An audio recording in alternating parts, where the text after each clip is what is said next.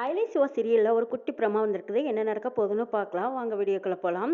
சிவா அயலி 2 பேர்த்தையும் வெளியே அனுப்பியே ஆகணும்னு கங்கனை கட்டிட்டு நிற்கிறாங்க. குடும்பத்தில் இருக்கிற எல்லாருமே அதுவும் ஜமுனா செல்லம்மா இவங்களும் சேர்ந்து வந்திருக்காங்க.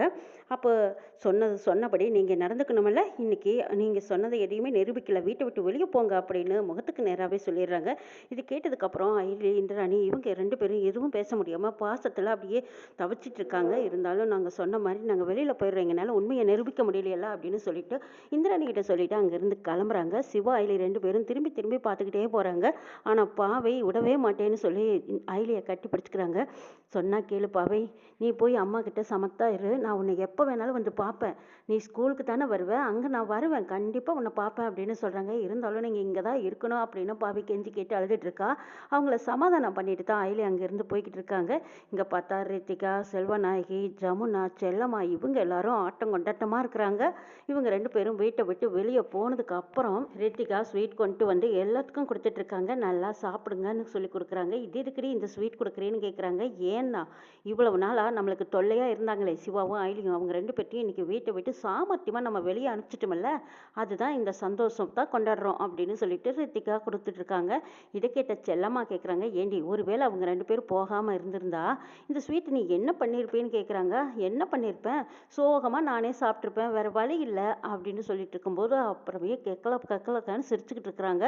சத்தம் வேதிக்கு கேட்குது. வீட்டுக்கு வெளியே கேட்டதுனால சிவா சொல்கிறாரு, ஒருவேளை நாம் இருந்ததுனால இவ்வளோ நாளாக அவங்களுக்கு மனசு பாரமாக இருந்திருக்கும் போல இருக்கு, இந்த சந்தோஷமே இல்லாமல் இருந்தாங்க, இப்போ நாம் வெளியில் போகிறதுனால தான் அவங்களுக்கு அவ்வளோ சந்தோஷமாக இருக்கும் போல இருக்கு.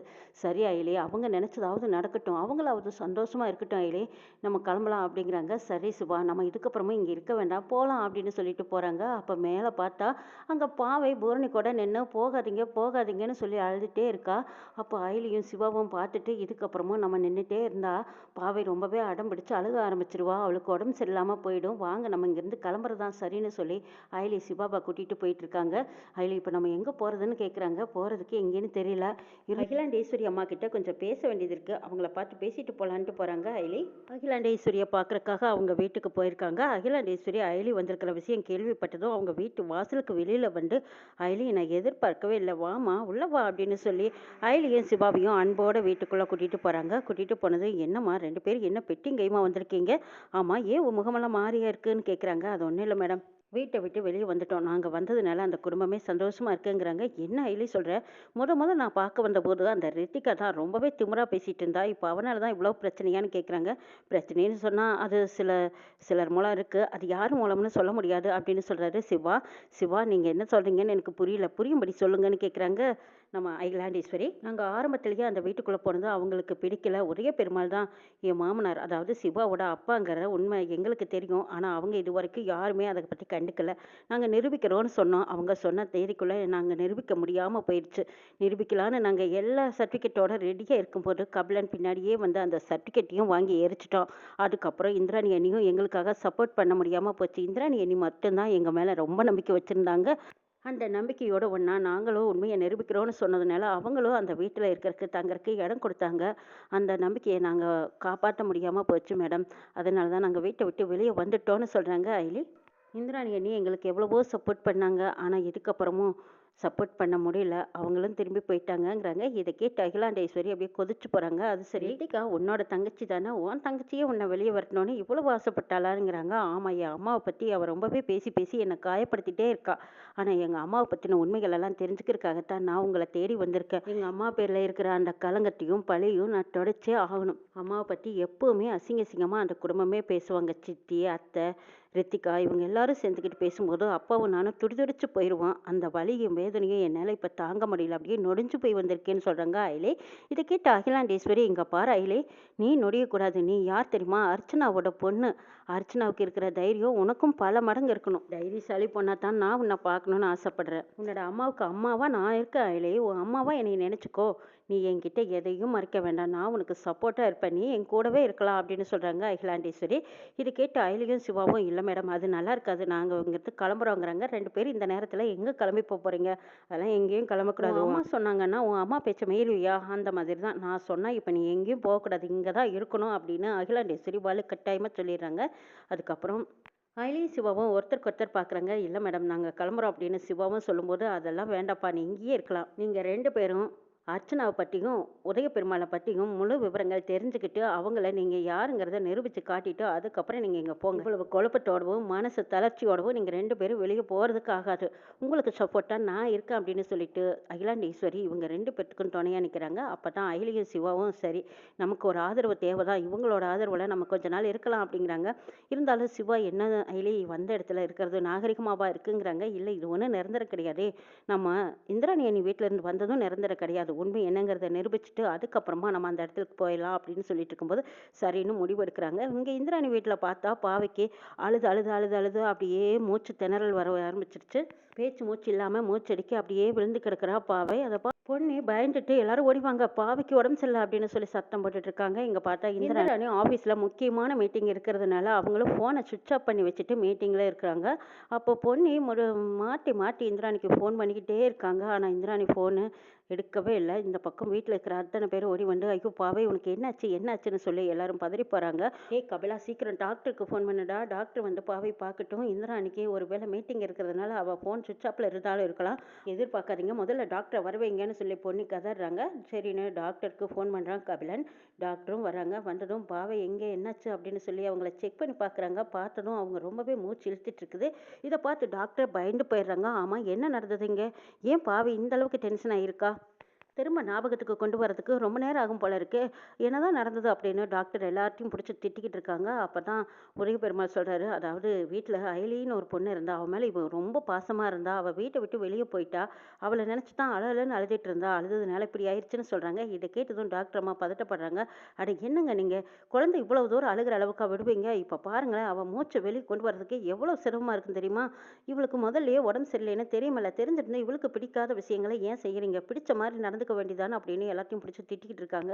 உதய பெருமாள் பேசாம அமைதியா நிற்கிறாங்க. இங்க பார்த்தா செல்வநாயகி, ரித்திகா இவங்க எல்லாரும், "ஆமா, வெளியில போன சனியனை திரும்பவும் வீட்டுக்குள்ள கொண்டு வர்றதுக்கு நாங்க என்ன முட்டாளா இல்ல பைத்தியமா? இந்த சொத்துக்கு ஆசைப்பட்டு புருஷன் பொண்டாட்டி 2 பேரும் இங்கேயே வந்து உட்காந்துக்கிட்டாங்க. அவங்கள வீட்டை விட்டு வெளியே வரட்டுறதுக்கே நாங்க இவ்வளோ பாடுபட்டோம். பாவையை ஏதாவது சொல்லி சமாளிச்சு எப்படியும் மறக்கடிச்சிடலாம். அது ஒன்றும் பெரிய விஷயம் கிடையாது" அப்படின்னு ரித்திகா திமிரா பேசிட்டு இருக்காங்க. இதை கேட்ட டாக்டர் அம்மாவும், "ஆமாம்மா, என்னங்க நீங்க இப்படியெல்லாம் பேசுறீங்க? ஒரு குழந்தைக்கு உடம்பு சரியில்லைன்னு சொன்னா அதுக்கேற்ற மாதிரி நாங்களே ட்ரீட்மெண்ட் கொடுத்தாலும் அதுக்கு பிடிச்ச மாதிரி சில விஷயங்கள் நடந்தே ஆகணும். ஆமா, குழந்தையோட அம்மா வைங்க" அப்படின்னு கேட்டதும், அவங்க ஆஃபீஸ் போயிருக்காங்க, முக்கியமான ஒரு மீட்டிங்குங்கிறாங்க. "என்னங்க குழந்தைய விடவா மீட்டிங் முக்கியம்?" அப்படின்னு சொல்லி திட்டிட்டு இருக்காங்க. அப்போ பொண்ணு மறுபடியும் போய் ஃபோன் பண்ணி இந்திராணி கிட்ட இந்த தகவலை சொல்றாங்க. இந்திராணி இதை காதில் கேட்டதும் பறந்து அடிச்சுட்டு ஓடி வராங்க. வந்து டாக்டர் அம்மா கிட்ட, என்னாச்சு என் பொண்ணுக்குன்னு கேட்குறாங்க. "என்னம்மா, குழந்தைய விட உங்களுக்கு மீட்டிங் முக்கியமா? குழந்தைக்கு பிடிச்சவங்களை யாரையும் வீட்டை விட்டு வெளியே அனுப்பிட்டீங்களாமே. ஒன்று குழந்தைக்கு போய் அவங்களோட சேர்த்துங்க, இல்லைன்னா அவங்கள வீட்டுக்கு கூட்டிட்டு வாங்க. உங்க குழந்தை முக்கியம்னா இந்த 2 விஷயத்துல ஏதாவது ஒன்று செய்யுங்கன்னு" டாக்டர் அம்மா சொல்லிடுறாங்க. இதுக்கப்புறம் இந்திராணி யாரை பற்றியும் எதுக்காகவும் கவலைப்படணுங்கிற அவசியம் எனக்கு கிடையாது. என் பொண்ணுக்கு எது நிம்மதியோ அதை தான் நான் செய்வேன். சித்தப்பா, நீங்க என்ன நினைச்சாலும் சரி. சிவாவோட ஆசை உங்களை அப்பான்னு கூப்பிடணும். உங்களுக்கு சிவா மகன் தெரியுமா இல்லை தெரியாதா? அது எனக்கு பிரச்சனை கிடையாது. ஆனால் சிவா அயலி 2 பேரும் திரும்பவும் இந்த வீட்டுக்கு வரணும். என் பொண்ணு நல்லா இருக்கணும்னு நினைச்சா நான் அவங்க 2 பேர்த்தையும் வீட்டுக்கு கூட்டியே தான் தருவேன் அப்படின்னு சொல்லியிருக்காங்க இந்திராணி. இதை கேட்ட கபிலன், "அக்கா இது சரியில்லைக்கா" அப்படின்னு சொல்லிட்டு இருக்கும்போது, "இதை பார் கபிலா, இந்த வீட்டில் தான் இவ்வளோ வருஷமா இருக்கு. ஆனால் பாவை உன் மேலே இப்படி ஒன்றும் பாசம் அன்பு வைக்கலையே. சிவா மேலே ஏன் இவ்வளவு பாசத்தோட அன்போட இருக்கா? அயலி சிவா 2 பேரும் இந்த வீட்டில் இருந்தால் என் பொண்ணு நல்லா இருப்பான்னு நினச்சா நான் இந்த காரியத்தை செஞ்சே தருவேங்கிறாங்க. அப்படி ஒரு வேளை இந்த காரியத்தை நீ செஞ்சா நான் என் பொண்டாட்டியும் அம்மாவையும் கூட்டிட்டு வெளியே போயிடுவேங்க்கா" அப்படின்னு சொல்லி கபிலன் மிரட்டிட்டு இருக்கான். இந்த பக்கம் செல்வநாயகி, "என்னங்க நீங்க பாட்டுக்கு பேசாம அமைதியா இருக்கீங்க? நான் சொன்னதெல்லாம் என்னாச்சு?" அப்படின்னு உதய பெருமாளை போய் மிரட்டிட்டு இருக்காங்க. செல்வநாயகி கேட்க கேட்க உதய பெருமாள் எதுவும் பேசாம அமைதியாவே நிற்கிறாங்க. "அப்போ பேசாம அமைதியா இருந்தா அப்போ அயலியும் சிவாவும் வரட்டுன்னு நீங்க நினைக்கிறீங்களா?" அப்படிங்கிறாங்க செல்வநாயகி. இதை கேட்ட உதய பெருமாள், "என்னம்மா இப்படி சொன்னா அப்படி நினைக்கிற, அப்படி சொன்னா எப்படி நினைக்கிற? நான் யாரையும் எதுக்காகவும் நினைக்கல. உண்மை அதுதான். அவங்க என்ன முடிவெடுத்தாலும் சரி, அது உங்க பொறுப்புலயே விட்டுட்டேன். நான் எதுவும் பேசல" அப்படின்னு சொல்லி உதய பெருமாள் ஓரமா ஒதுங்குறாங்க. இங்க இந்திராணி அயலியும் சிவாவையும் கூட்டிட்டு வந்தே ஆகணும்னு சொல்றதுக்கு முன்னாடியே அங்க சூரிய நாராயணன் வந்து நிக்கிறாங்க. அவங்கள பார்த்ததுமே உதய பெருமாள் அப்படியே அதிர்ச்சியில கை காலெல்லாம் உதறி போய் நிக்கிறாரு. அச்சச்சோ, இன்னைக்கு எல்லார் முன்னாடியும் உண்மையை உடைக்க போறானே இந்த சூரிய நாராயணன். சாட்சிகளே எரிச்சிட்டு தான் சொன்னாங்க. ஆனா இன்னைக்கு சாட்சியா வந்து நிக்கிறானே, நான் என்ன செய்வேன் அப்படிங்கிற மாதிரி உதய பெருமாள் பார்த்து நடுங்கிட்டு இருக்கும்போது, அப்ப சூரிய நாராயணன் வந்து, "என்ன உதய பெருமாள், என்ன அடையாளம் தெரியுதா?" இப்பதான் ஹாஸ்பிட்டல்லேருந்து வந்தேன். உன் பையன் செஞ்ச காரியம் என்ன தெரியுமா? என்ன சுட்டுக் கொல்ல பார்த்தான். நான் சொன்ன அட்ரஸில போய் அந்த சிவா அந்த சர்டிஃபிகேட்ட எடுத்துட்டு வரதுக்கு முன்னாடியே உன் பையன் அத தெரிஞ்சுக்கிட்டு போய் அந்த சர்டிஃபிகேட்டையும் கிழிச்செறிஞ்சுட்டான். ஆனா ஒரு விஷயம் மட்டும் உனக்கு நல்லா தெரியுமா? உண்மை என்னைக்குமே சாகாது. உங்க எல்லார் முன்னாடியும் உண்மைய சொல்லத்தான் நான் வந்திருக்கேன். சிவா தான் உதய பெருமாளோட பையன். இத யாராலும் மாத்த முடியாது. அந்த சர்டிஃபிகேட் வேணா சாம்பலா போயிருக்கலாம்.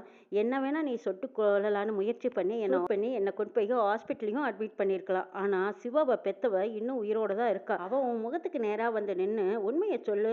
உன் பையன் சிவா தான அப்படின்னு கேட்டா, உன் மனசாட்சிய நீ கொன்னுடுவியா? அப்படின்னு சொல்லி சூரிய நாராயணன் உதய பெருமாள கேட்கும்போது, உதய பெருமாள் கலங்க நெஞ்சு வெடிக்க, அப்படி சொல்ல முடியாது என்னால அப்படின்னு சொல்லி சத்தம் போட்டு சொல்லிட்டு இருக்காங்க. அப்பதான் இந்திராணி உதய பெருமாள் பார்க்குறாங்க. இங்க கபிலன் அடடா! இவ்வளவு தூரம் கட்டி காப்பாத்தின உண்மையை இன்னைக்கு அப்பா உடைச்சிடுவார் போல இருக்கு. இதுக்கப்புறம் நம்ம இவங்களை யாரையும் கட்டுப்படுத்த முடியாது அப்படின்னு நினைச்சிட்டு கபிலன் அப்படியே முறைச்சிக்கிட்டு நிற்கிறாங்க. இங்க செல்வநாயகியும் இந்த மனுஷனுக்கு இன்னும் அறிவே இல்லையா? அப்போ உண்மையை சொல்லத்தான் போறாரா?